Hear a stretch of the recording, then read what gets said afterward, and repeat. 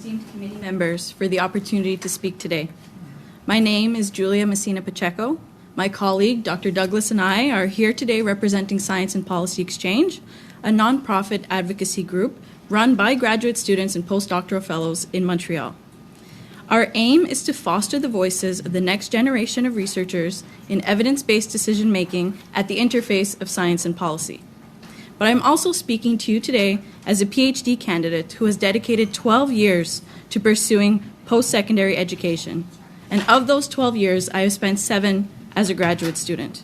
That is 7 years that I, along with the vast majority of graduate students in Canada, have been under-supported and forced to make difficult financial compromises.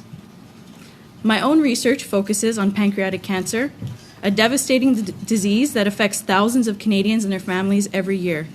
And I have devoted years of hard work to studying this disease because I am passionate about improving patient outcomes, and I am also driven by a genuine love for science. However, this passion and pursuit of knowledge have left me in a situation where I struggle to afford necessities such as rent, groceries, and the ability to start a family. It takes many years to earn a master's or doctoral degree, and the process is much more like a job than traditional schooling. The support provided through stipends and fellowships should offset the cost of living, enabling us to focus on the research that Canada depends on.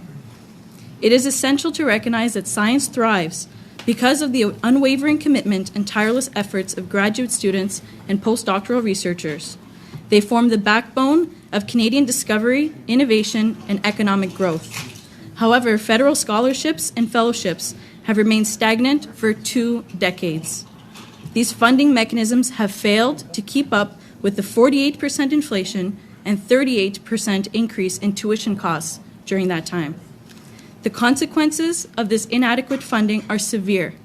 Federal scholarships hold significant prestige and serve as benchmarks for what universities consider reasonable minimum stipends. And unfortunately, these benchmarks for master's and doctoral students fall below the poverty line.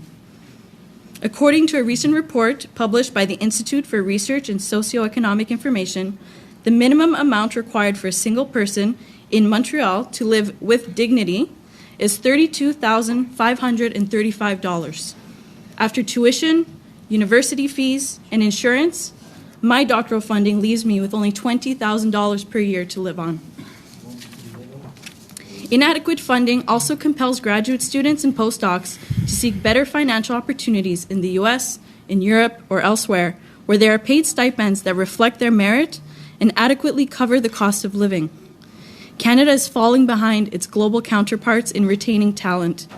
And if Canada genuinely values scientists, it must ensure that pursuing a PhD is a period of skill development, a stepping stone to greater achievements, not something to financially recover from. Dr. Douglas will now outline our specific recommendations. Thank you. So my colleague has just highlighted the key issue. Canadian graduate and postdoctoral awards have not been adequately corrected for inflation since 2003, as we all know.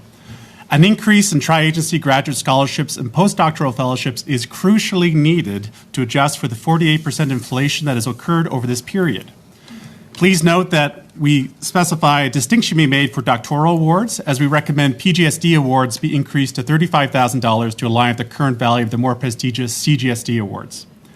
In addition to this increase in monetary value, an increase in the total number of awards is needed. Canada's population of graduate students and postdoctoral fellows has vastly outpaced the number of awards provided. To help address this issue, we recommend that the number of tri-agency graduate student scholarships be increased by 50% and the number of postdoctoral fellowships be doubled. We appreciate that federal research funding agencies cannot allocate funds they do not possess. So, in line with recommendations from fellow witnesses and the recent report by the advisory panel on the Federal Research Support System, we strongly recommend the tri-agency funding be increased by 10% every year for 5 years, with funding specifically allocated for graduate student stipends and postdoctoral fellows' salaries. These changes are needed to ensure that Canadians with high research potential are encouraged to receive advanced training and ultimately to explore the job market here in Canada instead of moving abroad where they may be more appropriately compensated. Thank you for inviting us to speak today, and we would be very happy to answer any questions.